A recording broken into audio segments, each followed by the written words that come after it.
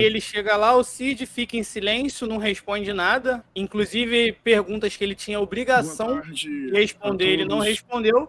E aí o pastor Henrique Vieira, ele fez uma colocação muito boa. Por sinal, acho que essa é a 8ª live seguida que eu menciono o pastor Henrique Vieira, mas é que de fato ele é muito bom. Ele fez uma colocação muito boa sobre o que ele disse, sobre o pouco que ele disse antes de começar a não responder nada, né? Boa tarde a todos e a todas. Eu gostaria de iniciar a minha fala porque a estratégia do coronel Mauro Cid de ficar em silêncio, ela é legítima do ponto de vista jurídico, é um direito constitucional, mas eu queria chamar a atenção para o que foi dito. De verdade, tem algo que ele disse e que, na minha opinião, merece muita atenção. Porque, veja, senadora, qual foi a resposta do Mauro Cid a todas as perguntas feitas até esse momento? Um parágrafo que cita um direito constitucional, a assessoria técnica da defesa e ficar em silêncio, correto? Não foi isso que ele disse até agora? Mas quando foi dada a palavra a ele, no momento inicial, quando ele tinha 15 minutos, ele disse somente isso? Não. Ele poderia ter dito somente isso, que foi a conduta permanente ao longo de todo o depoimento. Ficarei em silêncio por conta da assessoria técnica, meu direito de defesa, previsto constitucionalmente, com base em um habeas corpus. Mas repararam que na primeira fala dele, quando ele tinha liberdade de falar, antes das nossas perguntas, ele não se ateve apenas a esse texto? O que ele disse antes disso? Lido de forma objetiva, foi preparado e foi escrito. Ele disse que não estava na esfera das funções dele apreciar e emitir opiniões. Eu insisto, ele poderia não ter dito isso, mas quis dizer, escreveu o texto. Isso é um recado. Está dizendo alguma coisa. Além disso, ele diz no texto inicial dele a ideia de encaminhar a setores competentes. Ele poderia não dizer isso, mas ele disse. Então eu quero hoje valorizar o que foi dito, porque o resto foi a repetição de um direito constitucional que de fato ele tem. Então nesse texto inicial dele, aparentemente só formal, sem nenhuma sinalização ou sentido a mais, na minha opinião, ele se coloca dentro de uma hierarquia, ele reconhece os... Vai lá. Aqui agora o pastor Henrique, ele faz uma menção ao que você falou mais cedo, da presença dele de farda, tá dizendo algo pro exército, né? E lembra que eu faço parte disso, que tem uma hierarquia e que, acima de tudo, eu estava cumprindo ordens. Os limites e as competências da sua função, que era de ajudante de ordens de quem? Bolsonaro. Ele inicia dizendo que ele era um ajudante de ordens e que determinadas coisas não estavam na esfera dele, de apreciação, de opinião, e que ele encaminhava. Então vamos lá. Se tem uma investigação apontando que tem minuta de golpe no celular dele, e obviamente ele sabe disso. Se tem uma investigação apontando que tem fraude no cartão de vacinação de Bolsonaro, obviamente ele sabe disso. Ele sabe do que ele é investigado. Ele sabe os crimes aos quais ele está respondendo. E no início do depoimento dele, ele diz: eu era apenas um ajudante de ordens. Na minha opinião, esse texto inicial está dizendo o que ele acredita que hoje ele pode dizer.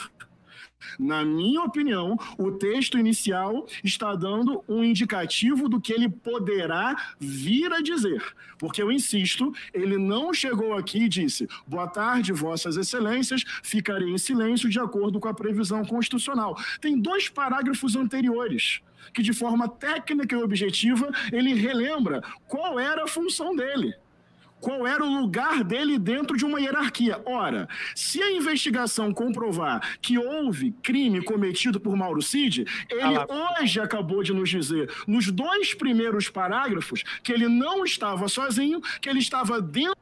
Exatamente. É muito bom esse trecho, porque, assim, E a gente sabe, né, que... Aliás, tem até uma frase do Mourão que ele fala uma coisa que na entrevista, acho que foi até na Globo News também. Falou, se a política entra no quartel, a hierarquia e a disciplina, um desses dois termos, saem pela porta da frente. Exatamente. Então, na hora que...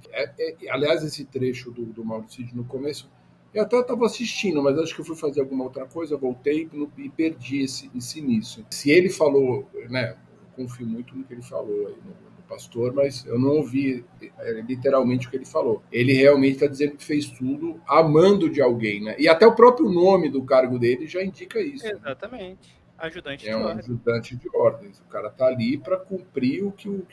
Essa falsificação das vacinas, que nem era diretamente o motivo que o levou lá ao Congresso, isso é uma coisa evidente, né? Ninguém vai falsificar a vacina da família presidencial se não for... O cara vai fazer isso da própria cabeça. Isso aí é coisa que eles tratavam todo mundo como imbecil, né? Porque é só forjar a prova contra si, né? Se ele fez sem pedir, não tem por que alguém falsificar o documento do presidente da República.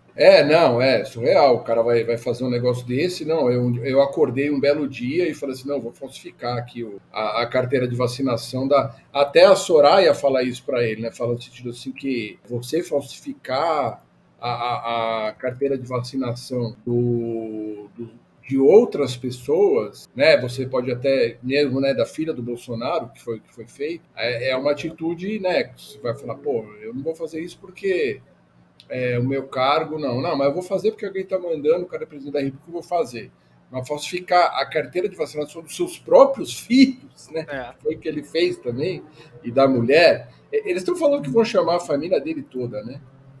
Porque a mulher dele também é sócia de uma empresa que ajudou a transportar pessoas para quartéis, né? Para os acampamentos.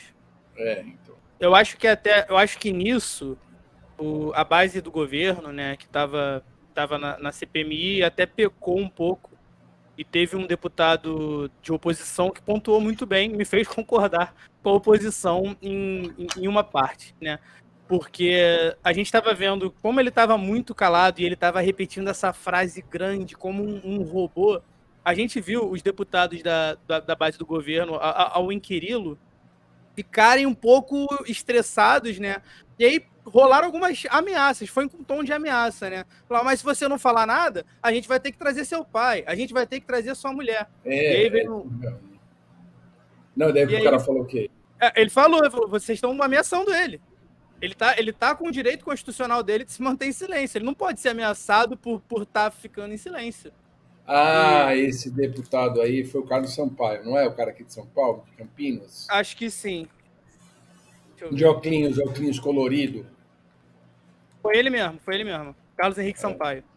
Esse aí eu não nesse ponto eu concordei, porque tirando o pastor Henrique Vieira, que tá sempre muito sensato, Jandira, tinha, eu não lembro quem foi, não sei se foi o Duarte Júnior, que ele tava muito exaltado, né? E aí ficava naquela, se você não falar, a gente vai ter que trazer sua mulher. E realmente soa como ameaça, como intimidação, e isso fere diretamente o próprio habeas corpus que o STF concedeu a ele. Não, eu vi, que na hora, eu estava vendo até a CPI essa hora. Agora lá vai eu contar mais uma história, porque esse cara, Carlos Sampaio, eu fui trabalhar no Correio Popular em Campinas, tive uma curta trajetória, até pelos motivos que eu vou contar aqui lá no Correio Popular. Correio Popular é o principal jornal de Campinas.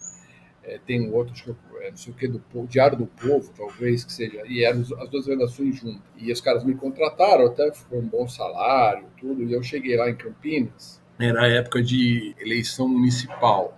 E quando eu cheguei lá, eu soube, né, eu cheguei tipo lá setembro, agosto, talvez final de agosto, porque o jornal estava em campanha descarada pelo Carlos Sampaio. Aí, lá em Campinas, já tinha tido o rolo do assassinato do Toninho do PT. O Carlos Sampaio era o candidato, tinha um outro candidato do PDT e tinha um candidato do PT também, eu acho. E era uma coisa tão nojenta, porque a gente está aqui eu trabalhei aqui na imprensa de São Paulo, né, na grande imprensa de São Paulo, é uma coisa. Agora, quando você vai para o interior, E eu fui contratado para ser editor de economia, então era um cargo né, tipo, de editor ali no jornal. Um jornal, né, comparado com a imprensa de São Paulo, é um jornal médio, né? Uhum. Mas era uma coisa que era tão descarado que eu fiquei lá 2 meses e pedi as contas, porque... E eu fiquei sabendo, quando eu cheguei lá... Mas por quê? Comprava claramente uma agenda?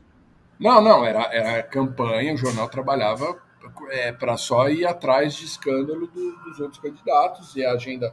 Teve um evento que os caras pegavam repórteres da minha editoria para um evento em prol do Carlos Sampaio. O Carlos Sampaio lá, eu falei, eu tinha 3 repórteres, os caras pegaram 2 repórteres meus para fazer esse evento dentro do próprio jornal. Assim, era uma coisa... Eu nunca tinha visto isso, né? Aqui em São Paulo a gente sabe o viés político da grande imprensa, quando você trabalha nela, né? Mas ali, e ele era o candidato do jornal. Inclusive, eu fiquei muito, muito feliz que ele perdeu a eleição. Mas era uma coisa assim, tão descarada. Então, e eu fiquei sabendo, quando eu cheguei lá, que parte da redação já tinha pedido as contas, o editor de política, o editor de economia, o editor de esporte tinha virado o diretor geral do jornal, de turismo, de esportes até é um cara às vezes mais relevante. De turismo, que é um caderno supérfluo, né, no jornal, então é um cara que não... Era um bunda mole, para falar português bem claro. Todo mundo tinha pedido as contas e o editor de turismo tinha sido... E eu não sabia disso quando eu cheguei no jornal. Eu fiquei sabendo depois de uma semana, daí de tomar café, de conhecer as pessoas. Então eu tenho muita raiva do Carlos Sampaio, que representa essa elite do interior. Ontem eu vi essa parte dele e parte eu concordo com ele, assim, mas eu... Realmente, ele nem sabe desses, quer dizer, ele sabe dessas histórias. Eu tô concordando com ele de forma legalista apenas. Não, eu sei, eu entendi. É que na hora que você falou dele, aí eu... Tu lembrou, né? Na hora eu... Foi um gatilho. Foi um gatilho. Não, mas tudo bem, a gente aprende muito, né, no jornalismo, que a gente vê muito, as pessoas, muita gente tá aqui nos vendo e fala assim, não, mas é imprensa, não sei o que. Os jornais têm seus interesses, apoiam.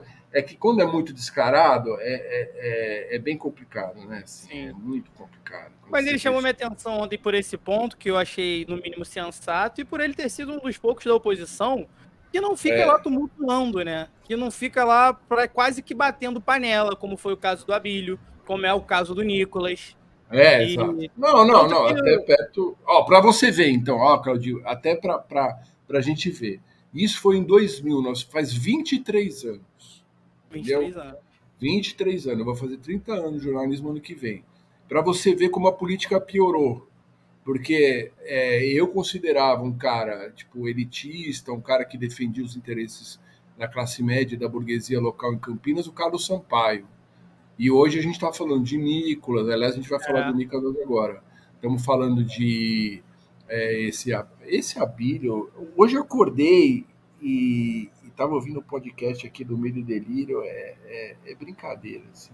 Ele deu aquela entrevista de que ele era contra a reforma tributária por causa do comunismo. Ele não falou só lá no púlpito, ele continuou com essa história. Porque total falta de argumento, de conhecimento do que está acontecendo, né, cara? A reforma tributária é comunista. O cara desse tem que perder o mandato por falta de decoro, falta de decoro, falta de noção. Decoro intelectual. Decoro intelectual.